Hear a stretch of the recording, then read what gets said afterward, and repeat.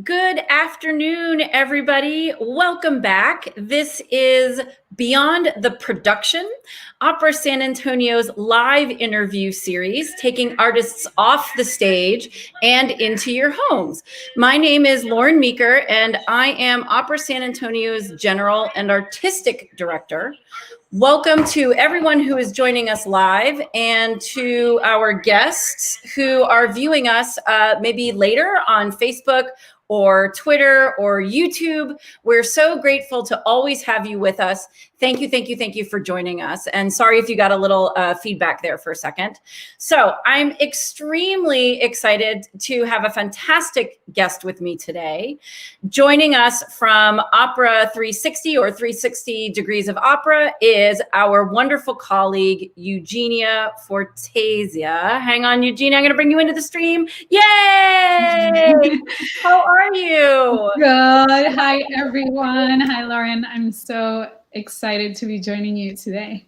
I am absolutely thrilled that you're here. And the first thing I love to do is let folks know how we find you, or all of our guests, to join our show.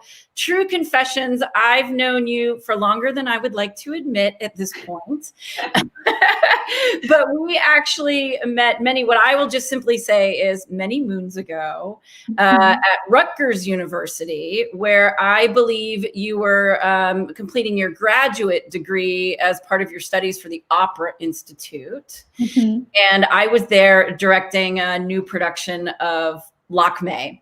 So I actually met you as a young singer, and now, of course, you've continued as a professional singer, but you've also started this really amazing platform called 360 Degrees of Opera. So I want everybody to know all about that platform, but I think it's also really important to tell folks who are watching with us more about who you are in order to understand your background and how you get to a place of developing an amazing platform like 360. So I'd actually like to go backwards in time before we look at the future, if that's okay with you. Yeah, absolutely. Very cool. So tell me, Eugenia, tell me a little bit about where you grew up. So I was born in France, in Paris, and my parents are from Argentina. So I lived in France until I was 4 years old, and then we moved back to Argentina. And I grew up in Argentina, but I attended the French school in Buenos Aires. So it was a very much a dual bilingual education, and we went back and forth to Europe and France a lot. So I would say I'm very much, half and half culturally, education-wise. So I grew up in Buenos Aires, Argentina, a beautiful, beautiful. I know you worked at Teatro Colón. I did. I am so jealous of where you grew up. Of course, I'm happy to be who I am, but to have a life split between Buenos Aires and Paris, that just sounds incredible. Yeah, Buenos Aires is a beautiful, just such a beautiful city, and with a lot of culture and creative people. So I grew up in that schooling system, which was very intense and academic, because I was basically doing like two educations at the same time. And there was not a lot of arts in my school, to be honest. So all of that I very much did on my own after school. Yep. So late at night. Wow. And at the beginning, I grew up playing sports mostly.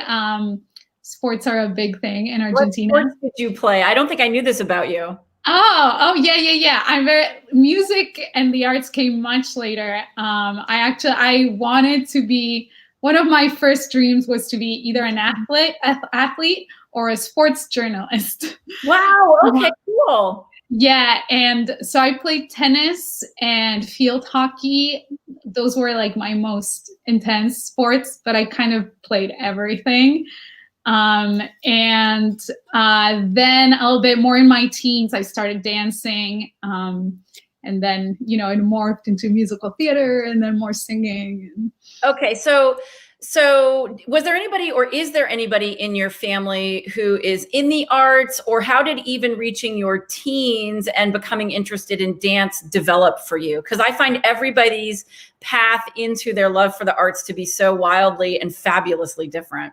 Yeah, for me, to be honest, it was very much, I feel like it chose me because my mom's a visual artist. So I very much, connect with her in those kind of sensitivities. And I help her like picking titles for her works, and it's fun. But in general, I have a cousin who's a musician, but in general, the background of my family is very academia wise, and lots of like business and economics. Both my parents studied economics. My sister's a politician, so very much I feel like it was my curiosity and my just my taste for it, Gotcha. Okay, so I have to pause to give a little shout out to mothers who are visual artists. My mother's a visual artist as well. I think we have a lot more common than we've ever realized. Yes. That's a great point. And I know she's watching today, so hi, Mom. I'm sure my mom's watching too, so hi. Yes. Okay, so why dance? What was it about dance that became the door opener to the arts for you? So there was one year when I was, I don't know, like 8 years old, that I did singing lessons, and I was like a turtle on stage. But at that point, it didn't like, I remember it so clearly, but it didn't like drive me crazy yet then. And it was a little later. I was very much into the Spice Girls. Oh, my mom just commented. I was very much into music and like the whole like pop world. I think that's interesting because that was my idea. It was that time when shows like Pop Stars were around, the girl bands. So it very much seemed like one thing. And I started taking voice lessons. I started with playing the guitar, actually, which is very common in Argentina. I wanted to play the piano, but there was no piano around really. So it's very common in Argentina to study the guitar. And I started doing that. And my guitar teacher was a voice teacher too. So she actually like pushed me to start singing. And then I started singing. I was like, wait, I like this. And it was pretty clear from the start that my voice had a classical sound.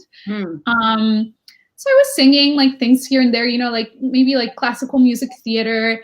And then when I was around 13, I think it was I saw a lot of girls around me start like dance lessons. My sister was we had a dance studio close to our house, and my sister was learning how to tap dance. It was the big thing in that studio was tap dancing. And I was like, oh, I want to start dancing, like maybe like jazz and then the only class that kind of fit my schedule was a hip hop class. So I actually started with hip hop dancing. And I loved it. And it helped me so much in so many angles, from a physical point of view, just flexibility wise, because I was a sports person, so I wasn't that flexible. And from that, there's a really good musical theater school in Buenos Aires. It's connected to the Julio Boca dance studio. Great. So I did that musical theater school where dance was a big component. So that's how I kind of started getting very much into the arts and performing. And Cool. You've got some really critical things that, of course, help once we get into opera, which we're not quite at yet. But, if you're singing, if you're playing instruments, if you're dancing, if you're doing sports, all of those things are going to come into play, when you get into this wild art form that requires so much from all of its participants. Yeah. That's really incredible. So I think we both know Jennifer Jarlovsky. I know her from Boston University. She's chiming in on my personal Facebook account saying so much love for these two amazing women. Jennifer, thank you. And I think we can send that love right back to you. Yes, yes. Yes, you're right. Your mom's chiming in here. She's here today. That's fantastic. Okay, so you're still in high school when guitar and dance and voice lessons are starting to evolve for you. Mm-hmm. I think a big question all of us go through, anybody who ends up finding themselves in opera, is when does opera become a thing that's on your radar? You know, it's one thing to be playing with all of these other sort of artistic elements, but how did it morph into that next step for you? Absolutely, because it's not something that I really grew up with. You know, my parents love the arts and they're very appreciative of music in general, but it's not like we would go to the opera regularly, or I was listening to opera regularly. I very much come from like pop culture and music. I think for me, it started because my voice had a classical sound, right? And so I started exploring a little bit of that kind of music, but I didn't really know what it meant. Mm-hmm. And at that time, I don't know if people are familiar with her, but Charlotte Church, she was a British like kid singer who was doing like singing like classically and like kind of crossover. And to me, and I know those are like in the opera world, controversial. Those people are controversial, but there's something to say for it, because in my case, it was someone who was very close in age to me and who had, you know, a classical voice and was singing and had that connection to the pop world that I knew, you know, of like albums and, you know, like just glittery things. And so to me, that really, it was like, oh, here's a girl who's sort of my age who's doing this. So this is an option, you know, and I started like learning the songs that she would have on her album. Oh, interesting. So there was a Rossini song, La Pastorella. I remember, oh my God, like my first art song, you know, so that kind of really sparked a curiosity for me. And I just kept studying. And I would say like the last 2 years of high school was a kind of a crucial moment, because I was a very good student and I was in a very like academic centered program. And so there was a little bit of that pressure or expectation that I, you know, should study political science or like all these things. But I had a very much an interest for the arts. I don't think it was clear to me yet that I wanted to just do that. But I was like, if I'm going to do this seriously, I need to learn how to read music. I need to study piano. So I started attending a conservatory close to my house. And all of this added to like a 10-hour school day. So Is this still when you were in high school? Yeah, this is still high school. And so that's a little bit when I started learning more about classical music. And you know, one of my teachers worked at the Teatro Colón, so I got to go a little bit there. But it wasn't until I decided to move to the States for undergrad that I really, you know, discovered the opera world. So it very much came to me. It was very much a self-discovery thing once I dedicated, you know, my studies fully to that. So talk a little bit about your undergraduate studies. Were you specifically focused in the arts then, or did that come over the course of your studies? Yeah, so I started when I was in Buenos Aires. I finished high school and I didn't know what, you know, I was one of those that I was like, I don't know what I want to do, so I'm just going to get the best grades and then I'll be able to do whatever I want. So Not a bad plan. It's better than saying, I don't know what I want to do, so forget about it. You know, that's great. Not a bad plan, but then I did, right? And I had all these great grades, but I still wasn't sure what to do, because want it or not, as wonderful of a country that Argentina is and Buenos Aires, it's not a place like the States where you have a million options for anything you might want to do. You can do it, and in Buenos Aires, I wanted to continue my arts. I wanted to study music, but I also, was a little bit attached to like the idea of a real career, or whatever that might mean, right? So, I was interested I started a literature degree because it was suggested to me if I wanted to do journalism, which we'll come back later. That's going to come in handy. Yep. Yeah. I really, journalism was always a big thing for me that I was interested in. And I started the conservatory in Buenos Aires. There's one conservatory where you can get a university degree. So it's very limited in a sense, your options. And it just really, I tried and it really wasn't working. And I always had this dream of studying in the States, of having a college experience, because my dad loves this country. My dad went to MIT for a grad school, and he came to the States for work a lot. He's a consultant. So I've always had this connection and this admiration for the States. And, even when I was like way younger, like 14, and I didn't know what I wanted to study, I was like, I want to go to school in the States.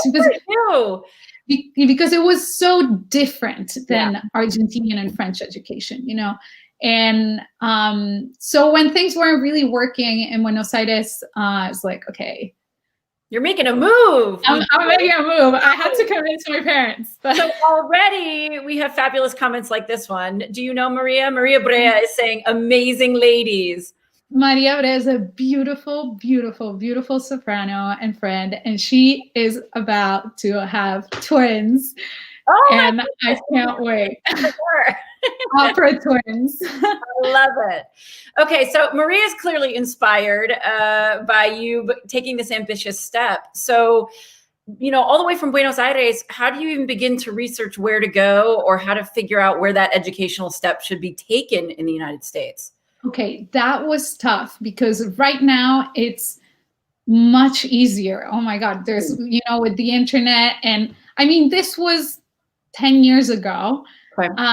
And want it or not, or even like maybe 12, by the time I was researching, the internet was not the same. All of my applications I had to do by mail. So I had to use DHL and send, it was not a thing.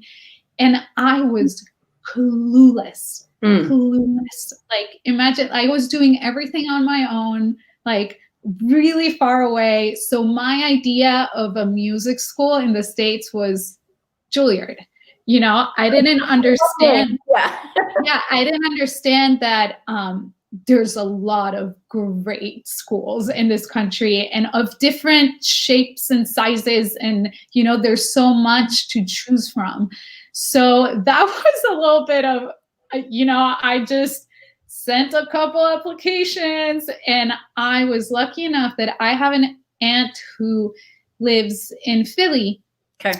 And her and her husband, they've been such a blessing for me in my move here. But she works in science. She has a lab at Temple University. And she happened to be in Buenos Aires when I was going through this process. And she was like, Temple has a really good music school, and it's a state school. Like, you should definitely consider it. It's like, Temple, Philadelphia, like, I don't know, And so I applied, and I ended up going there, and it was just the best experience. Philly is, and I say this every time because I just love, Philly is like my home in the States. I love everyone there, just the art scene. My experience at Temple was amazing from every point of view. It was great that I was still in a university setting, so it was very diverse. But yeah, that process when you are so disconnected to, now I know that there's so many amazing schools and teachers, and I had no idea about that. But it sounds like you ended up in the place you needed to be, which is sort of always fabulous how the fates can work out like that. Absolutely. am I right? You said you didn't go to school specifically to study the arts, but that developed. So what did you start studying and how did that next step happen? So once I came to the States, yes, I went, I signed up. I had already made that decision. So I was doing voice performance. Back in Buenos Aires, I was doing musical theater school, music conservatory, and literature. I quickly realized I was never going to but once I decided to move to the States, I knew, I was like, okay, if I'm going to go for the arts, if I'm going to be a performer, I have to go for it. But it was still, I think what my dad especially, is like, it was still a university degree, I was getting general education. So, yeah. Yeah, I had something similar. I mean, I definitely was in school for the arts as undergrad and still taking English classes and literature classes and, God forbid, math classes. And we all survive it. We all right, exactly. We all survive it. So something about your experiences at Temple obviously then propelled you to continue on this path. Here we're getting another show of love for you. I love him. You're amazing. Thank you, Sunny Boy. We think she's pretty amazing too. And I'm so glad to hear more about your journey. So talk to me then about, I'm guessing the next step is Rutgers. So why Rutgers and how does all of that come together? Mm-hmm. So I actually started my master's degree at NEC. Okay, we're so close. We're so many years before we actually met. Yeah, so I was in Boston for a semester. Okay. And it didn't really work out. It's a great program, a lot of great people there. It was a combination of timing and not clicking with my voice teacher, Sure. And that was a tough moment. But I mean, looking back, I learned so much from that experience.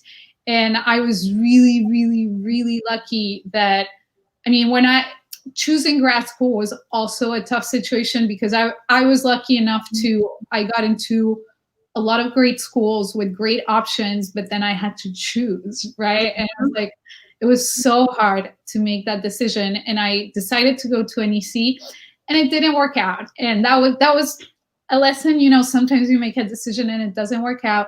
But I was very, very lucky that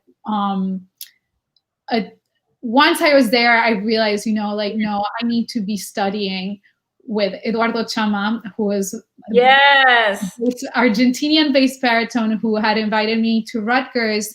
And I owe him so much, because any other person would have been like, oh, you didn't choose to come here, bye.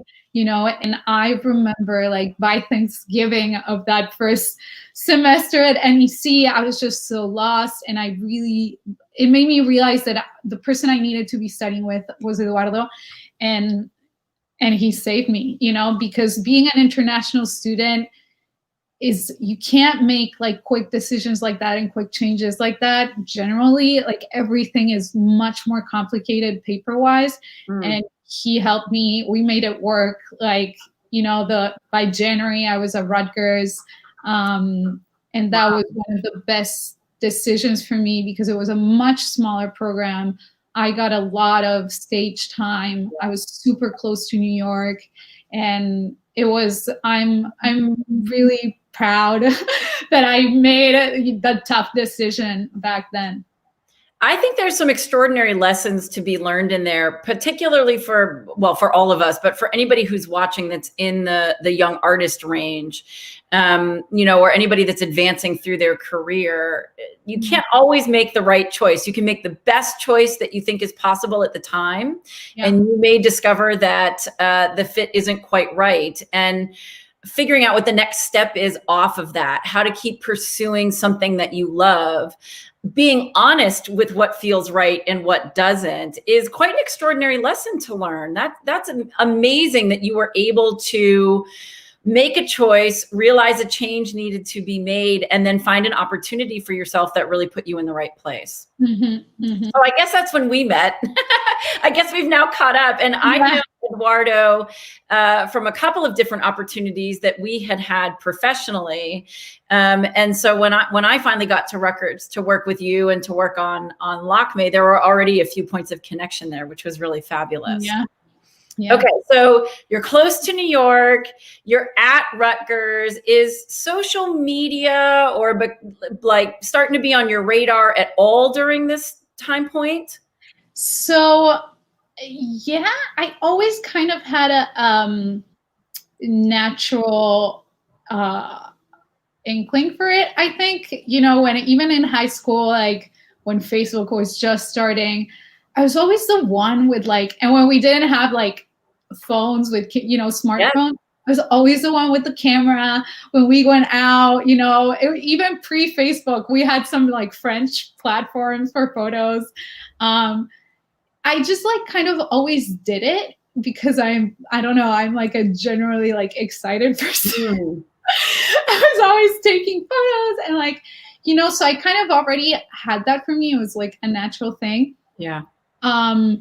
But I'm gonna say, yeah, when I was in Rutgers, yeah, I was definitely already using Instagram but it was once I finished grad school, I moved to New York and I was like, okay, now's the moment. I really felt my last semester at Rutgers, I was almost done because of the transfer. I think I only had the opera left or something. So I was in New York almost every day. And it came to a point where I was like, I'm spending so much money on New Jersey Transit. I need to move to New York. So I did. And, right away, I was just so it all kind of came together for me then. And to build 360, it was very much, it was one night I was at Carnegie Hall and I was overwhelmed by just the power of opera. I was like, this is so cool. And I had, this thing inside that I think a lot of young singers, and especially in opera, have inside sometimes where you're too young to fully express everything that you want to say and you have inside. And for me, it exploded in 360. Wow. Okay. And it was something that had very much built since day one for me, because your experience as a student having grown up in Argentina is very different than someone who's always been here in the States, where there's much more opportunities and where some things are a given. And for me, since day one, I was living in a movie. Wow. For me, at undergrad, arriving and seeing a piano lab with 15 incredible sparkling new shiny keyboards and just a TA there hanging out to help me, and there was no one there. Those are certain images that I will never get over, and I never take anything for granted. And in my experience since day one, I very much felt singers weren't totally aware of everything that was happening around them. And I felt like a lot of people didn't have a true understanding of the full spectrum of what opera is and what needs to happen for it to happen. And that also came because I got here as a freshman. I was like, okay, let's do this. Let's be in the opera. And of course, I couldn't even audition for the opera until junior year. And so I was like, okay, whatever, I want to be involved. So I started stage managing. Good for you. Yeah, so I was an assistant stage manager until junior year. And that really just opened my head. And I feel like I learned so much that I didn't know, about opera yet. And we had some student tickets to go to the opera. So I really absorbed all of that. During the summers, my work studies for festival were all in production. So I was I very much had that understanding and appreciation for the behind the scenes.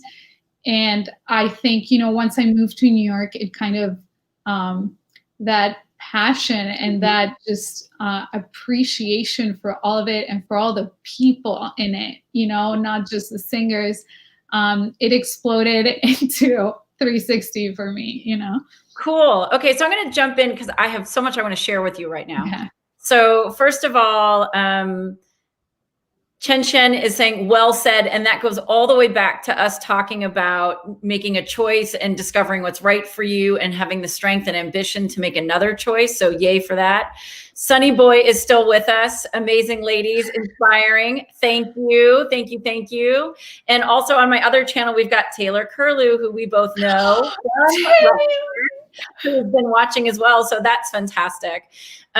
I want to jump in and just give a little more information, and you can talk about this too, Eugenia. Mm-hmm. Young singers at any age have so much on their plates. When I start to coach or work with young artists, one of the first things I will say is my hat goes off to anyone who is brave enough to become an operatic singer.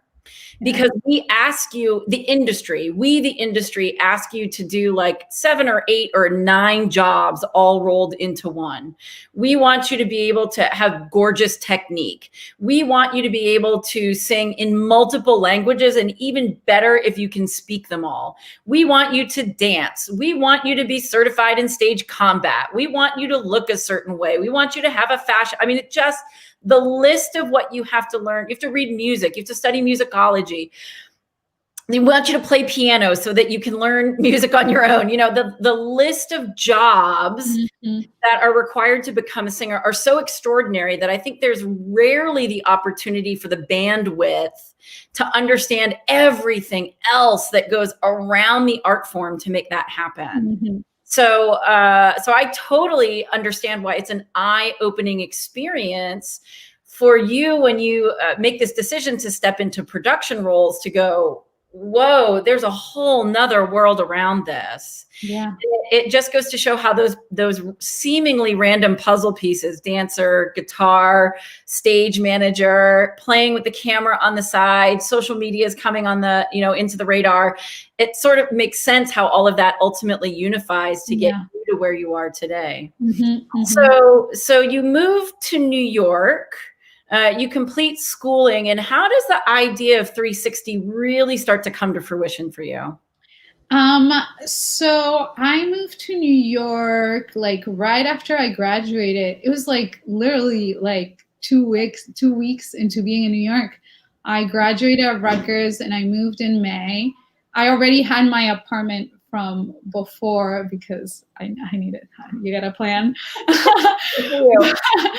But I officially moved in May, and like 2 weeks in, Joshua, actually, you remember Joshua from Rutgers, him and his boyfriend had tickets to, it was Met Orchestra, Kirsten Gurkey Ring Cycle excerpts. And they couldn't go, so they gave me the tickets. And I went, and I don't know, man, like this music, it all like kind of like, woo, like got into my head. And I was there, and it was very much this feeling of like, you know, I got to do something about this. I got to communicate to people how cool this is.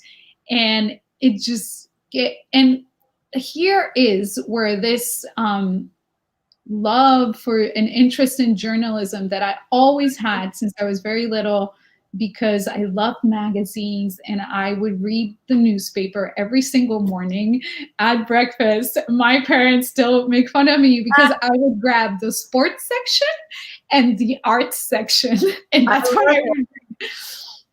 And so I always had that journalist thing inside of me. And, you know, and that night, it just like kind of, I was like, there has to be a way for me to share what I see with my eyes with everyone else, right? Not just through my singing and my performing, but also with different things outside of that. And so, I mean, that night I didn't sleep. I went home. I had the name. I made a logo. I just started it, you know? Oh, wow, that fast. Good for you. Yeah. And then those first few months, I was like, I started as an Instagram, you know, because I was going to a lot of shows. I was, at that time, I was also working.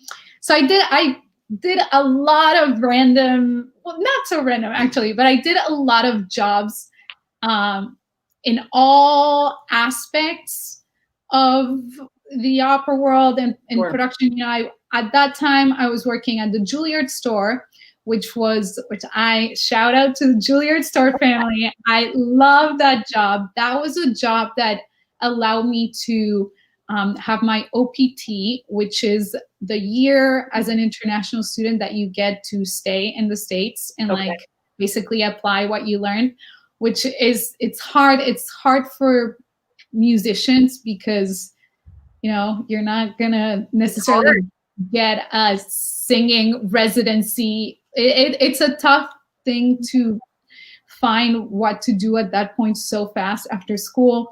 But so I was working at the Juilliard store, where I also learned a lot about like customer service, like publications, scores, you know, just musical literature.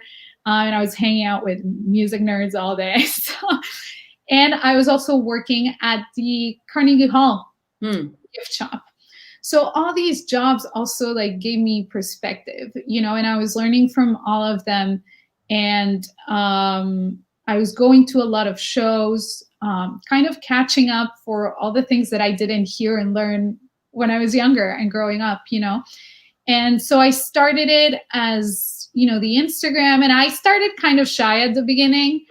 And then at some point I met Suzanne Vinnick, shout out to Suzanne Vinnick. And she really pushed me, you know, she was like, this is a really great idea and you should really go for it. And I started working with her and Sarah and Shoperatic, and that's how it started. The ball really started rolling from there. Very cool. So I know you've shared some photos with us that are, I think, going to help explain what 360 of opera is for anybody who doesn't know.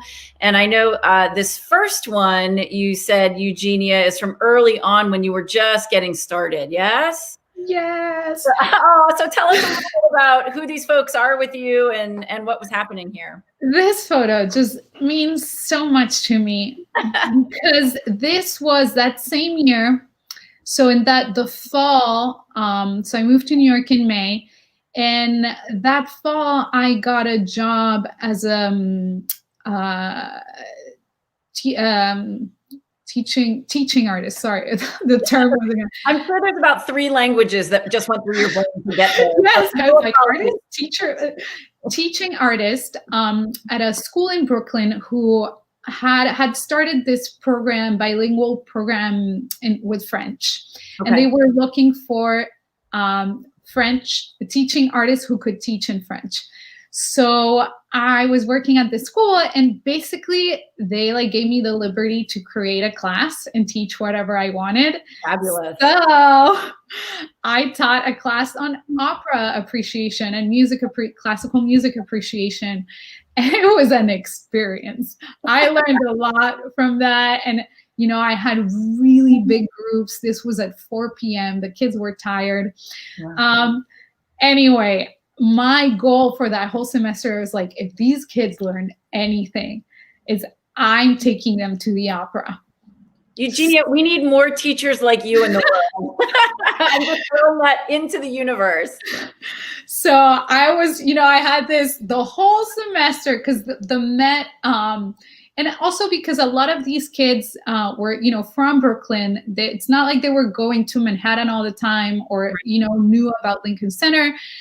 So the whole semester I was planning this and kind of like preparing them to, you know, with the singers that we're going to see, you know, understanding the production, understanding the music. So that was like the whole semester project. And it culminated in, this was in December. I should have sent you also, I had photos of all the kids in the subway. Oh, wow. And so it was 50 kids, and we went to see a dress rehearsal of Nabucco at the Met. And I mean, it was going to be a long excursion. Yes, it was. But what ended up being super cool is that usually these dress rehearsals, they go like pretty much as planned. You know, by that time, everything's like ready to go. But somehow the set caught on fire, like pretty much at the beginning. We weren't even at halfway through the show. And I forget exactly what it was, but that's a pretty big, like majestic production, and something caught on fire. Wow. And they had to stop and like bring in, you know, ladders, and really they had to stop for like an hour, and the kids were like all sorts of excited and confused. And so it was a really important experience, and I just felt so proud of that moment that I was able to, you know, expose all these kids to this. And, you know, some of them loved it, some of them didn't really care, some of them thought the fire was cool, you know. But if of those 50 kids, I don't know, like, yep, 20 remember the experience, like that to me is a win. What I like that you just also talked about was exposure. And that is something that obviously you were doing with those students, but I think that has a lot to do with what 360 is about. I see you experimenting with, you know, how to share what opera is and break down misconceptions about what it is, how to use different kinds of media that folks are interested in to bring to 360. And the next image that I'm going to bring up maybe shares that a little bit with our viewers. So here, you know, when you sent me this photo, I thought, okay, why is she sending me this one? And then you said something yesterday about how you're really invested in mashing up things that are trending, you know, in other social media circles, or language that's really hot button and popular. Talk a little bit about that specific to this image, but also to what you're doing with 360. Mm-hmm. So on the one hand, there's this thing that has been going on since the beginning with 360. It's Maria Mondays. So maybe not every Monday, but most Mondays I honor Maria Callas because she is just everything. I have an obsession, and a lot of other people do. Yeah, she's worthy of your obsession, Eugenia. Yes. So with that, in general, on 360, yes, exactly that. One of the things that I try to do, especially on the Instagram and the social media, is to find ways to connect popular culture to opera culture. Yeah. Because why not? And I don't think it's that distant, you know, in at least how my brain works. This is how my brain works. This image, you know, it represents how my brain works. And, you know, I'm young and cool and I like opera. Therefore, there are others who will be young and cool and like opera. Exactly. So in this case, also, I'm a big advocate for girl power, women in opera. There's a lot of us, a lot of qualified women. You obviously are one of them, you know, and I want to lift all of that up. So in this picture, I mean, everyone's probably familiar with the term mansplaining. So I just saw this picture and that's where my brain went, you know, and Maria's explaining how to be. Yep, she's throwing down what she needs. She has taken over that situation. I love it. Yes. I love it. So then, you know, there's other facets, and this is what I love so much about 360, is that you're really exploring the art form and how to share it, or again, use the word expose, how to expose people to it from a number of angles. And you've talked a little bit about giving folks backstage access or insight that they might not otherwise have. And I think, of course, we all recognize the Eiffel Tower in the background, but what's going on here and how did this connect to 360? Yeah, so this also is something since the beginning, you know, it was very much because of the nature of the things that I was doing, you know, working at these places, working at the Carnegie Hall gift store, my background in stage managing and production, I had a bit of a talent for, you know, like getting backstage and through the back door. And so I started sharing a lot of that and showing a lot of that. And then, you know, having people do takeovers. My idea was to also, you know, we're in a very different situation right now. There's much more access to live streams and, you know, and we can connect with people all over the world. But when I started 360, that was not a thing yet, you know, and I wanted to, you know, for people in New York to be able to see what was happening behind the scenes, you know, in France or whatever, and kind of really open up the world and to have an international view of the world and the opera world, because again, that's how I see things, because my upbringing and my culture has been so, you know, I have a tattoo that means it's in German. It says citizen of the world, because it's very much that. I'm not really from one place, and opera, that's what opera is. Yeah. You know, that's where I really got fascinated, and where I saw myself in the opera world, the international aspect of it, and the fact that it doesn't have to be from one place and be like defined in a box.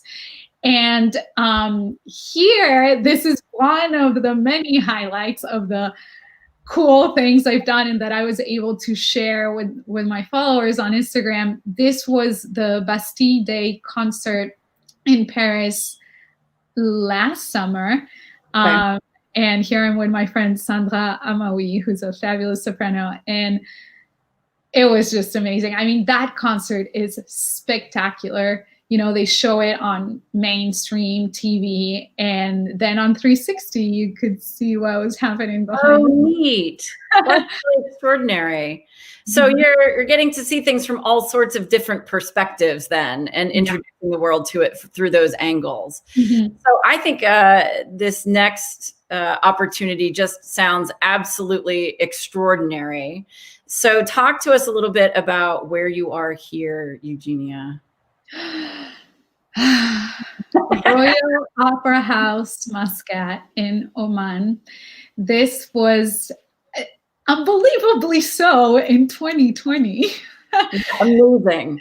This was right at the beginning of the year, right after the new year.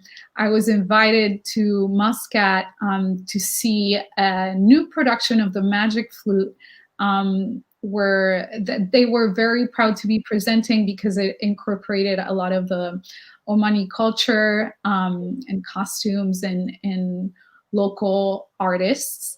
And it was just such an incredible experience. And it went kind of fast, you know, because it was sort of a weekend 3-day thing, but getting to Oman from New York is really far. It's difficult.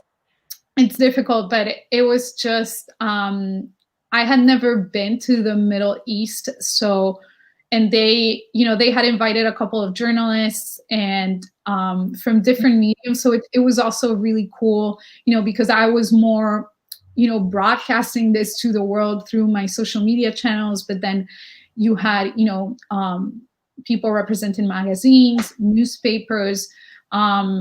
So on their end, it was very much, you know, because it's a relatively new scene there and new opera house. So they're trying to show the world, you know, what they have to offer as a country and as an institution. And yeah, it was just amazing. And they also really showed us, you know, we had a day where we toured the city, and they introduced us to their culture. And I was able to share this with everyone. And it was particularly interesting because, you know, here is a place where opera is not in the culture traditionally. So they're developing all of that. They obviously have amazing resources and very generous people who make it happen.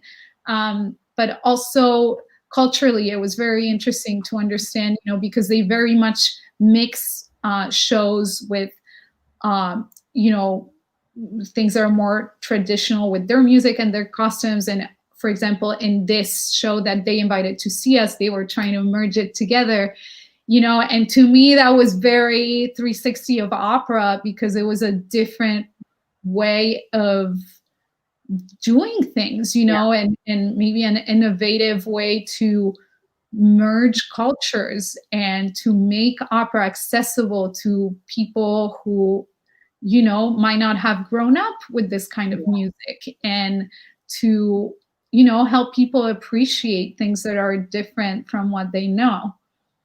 Well, and what I love here, we've sort of delicately danced into something that I just want to highlight, which is by the time you've reached this point, so basically a year ago, this has gone from, a brainstorm of an idea and really starts to speak to the power of social media and the power of innovation and the power of your voice to be able to help spread and share love for this art form in a way that really wasn't being done at the time. And I think you're right. We're in a new era with COVID. There's access to lots more in new ways. It's even just happened in the last 9 months.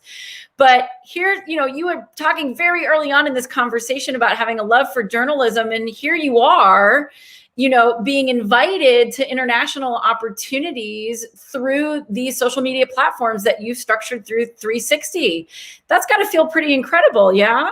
Yeah, for me, that was a very humbling moment in a way to, kind of look back and appreciate my journey and everything that I've done. And, because as you said earlier, as performers or in the opera world, we're always like, go, go, go, next thing, learn the next thing.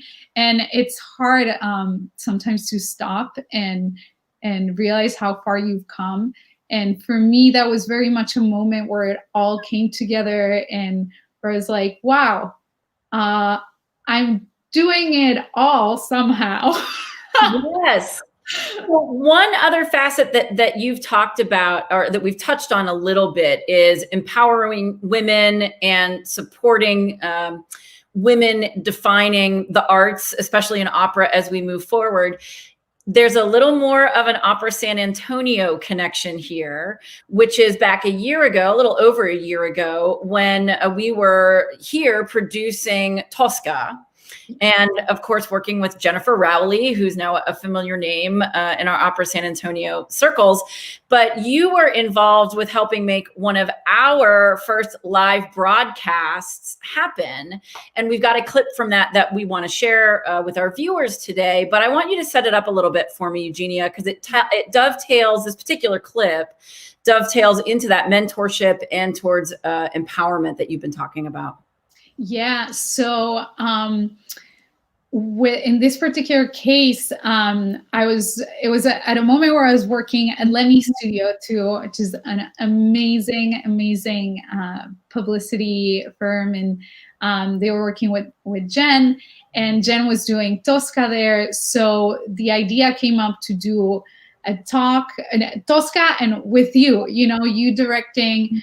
So this idea came up to share, do a talk, do a Q&A about the topic of women in opera and how women are represented in opera and how women work in opera. And I'm very much into this idea of mentorship, because it is often so important and career defining when we see the people who are having big careers, and they went through schooling and all of that is important, but what often is not taught in school is that you need people to guide you, know, and we all need help beyond just the technique. And that mentorship relationship it's a win-win on both sides, and that's something that if I can help others, because I've been helped so much, I want to help others. And Jen in this clip touches on that with Martina Arroyo, who very much helped her, and that inspired her to do the same for others now that she's in a position to do so. Fabulous. Well, let's take a look at this. I'm very excited to revisit what Jennifer and I were talking about. Her need to connect with and help the next generation of singers is incredible. Yeah, it makes a difference. And what she does with her foundation is unbelievable. And the singers that are coming into the business now, that are coming out of her prelude prelude program and things like that. And so I think I got that bug from her. Yeah. I think that when I saw, especially when I finished grad school, I followed basically to New York and continued with her 2 days a week. She had a wonderful. She had a role preparation class on Tuesday and Wednesday nights at the Liederkranz, and I continued with that while I was working in an office. That's you know, great. And so even not in an official capacity, like her need to help people was so apparent. So, you know, for me to get to talk to any student, high school, college, who might be interested in opera in any way, regardless if they want to be a singer or if they want to be a musician or if they want to be a technician or if they want to be a director like you know, I want to help them do that. Right. I want to help them find that voice within them so that they can follow a clear path, you know, through college, because it's hard. It's hard to figure out what you want to do, where you want to go. But I know I love this thing called opera. You know what I mean? No, I do know what you. Her need to connect with. Fabulous. So I love Jennifer, and boy, does that make me miss being in live performance. Oh my goodness. And sitting next to someone without a mask on, that's like a whole new world. Yeah. But I think what she's speaking to with Martina Arroyo and what you've spoken about in terms of really paying it forward and, you know, shepherding the next generation, educating the next generation is so crucial to how this art form is going to continue to evolve. So talk a little bit more, Eugenia, about evolution and what you see the future of 360 being, because the world we're in is changing and evolving faster than I think any of us thought it would ever do in the crazy world that we find ourselves in this year. Absolutely. So one thing with 360 is that I've always kept it very flexible because I never wanted to set up too much of a structure, because I wanted it to be able to evolve quickly. And that's the nature of social media, right? It moves very fast. And in a way, in my winging it, in a way, it allowed me to remain very flexible and trust that I'm very quick on my toes, you know, and that since this came from a natural instinct, I want to keep it that way. And that's why it's been able to, you know, grow organically, and I'm able to, observe trends and observe what works, what doesn't work, where we're going. And that's the nature of social media. It changes. I mean, we saw it especially this year with everything that's happening. You know, I think that keeping that flexibility has allowed it to grow and not be only one thing. Yeah.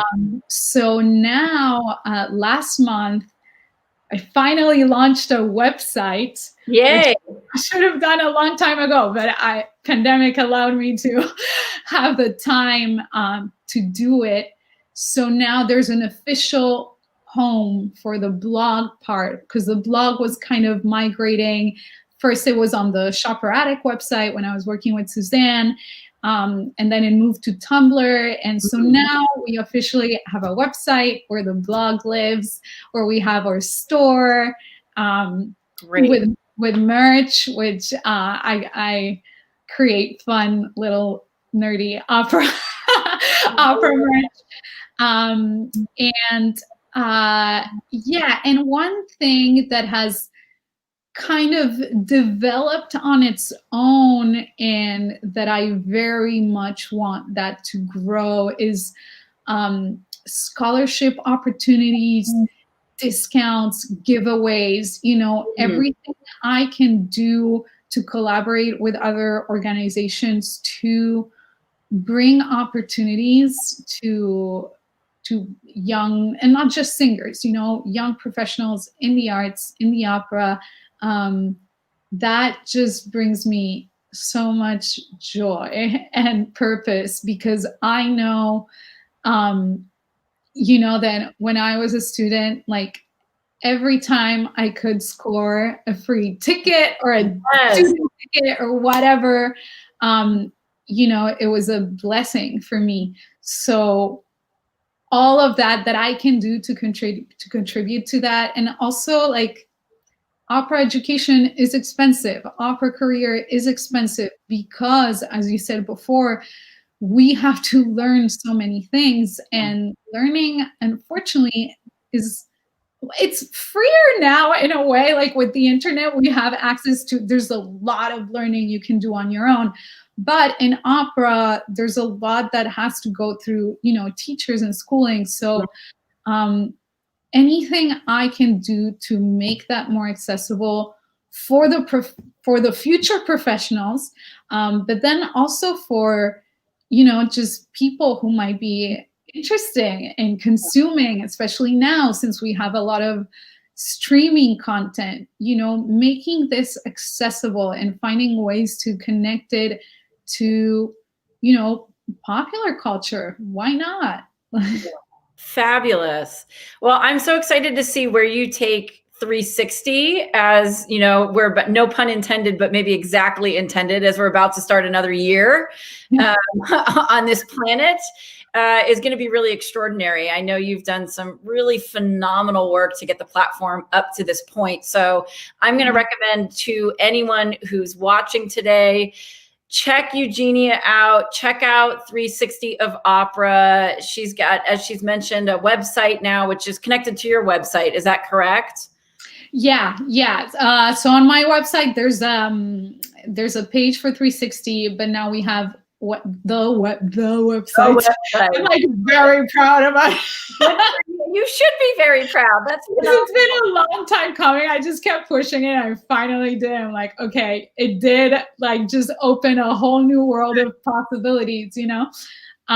So yes, so the website is 360ofopera.com. We're on YouTube, we're on Facebook, we're everywhere. So, on Instagram. So I say follow along, because it's one of the places where you can get information and fast moving, fun facts at your fingertips. And, you know I watch it tons, and I'm so grateful to you for giving our art form that kind of exposure and enthusiasm and education. There's really so much to be said for that. Thank you so much, Lauren. Well, Eugenia, thank you so much for joining us today. It's always exciting to learn about new facets, just as you did when you were getting started out in opera. I think it's always fun to learn about new viewpoints and new facets on this art form. And as I've said, we're so grateful to you for shepherding and championing this art form and bringing it into the mainstream. That's so vital to where our future is headed. Mm-hmm. So thank you also to everyone who's watching us live, and thank you as well to anybody who is maybe watching after the fact. These videos all stay up on Opera San Antonio's website, on our Facebook and our YouTube pages. And I think the same is true for Eugenia as well. Those will be on her feeds for a while. We'll be back in the new year, which just seems incredible. I don't know how that's possible, but we'll return with many, many Opera San Antonio events in 2021, including this one. So thank you again for watching. Thank you again, Eugenia, for being our guest. We'll see everybody in the new year. Thank you.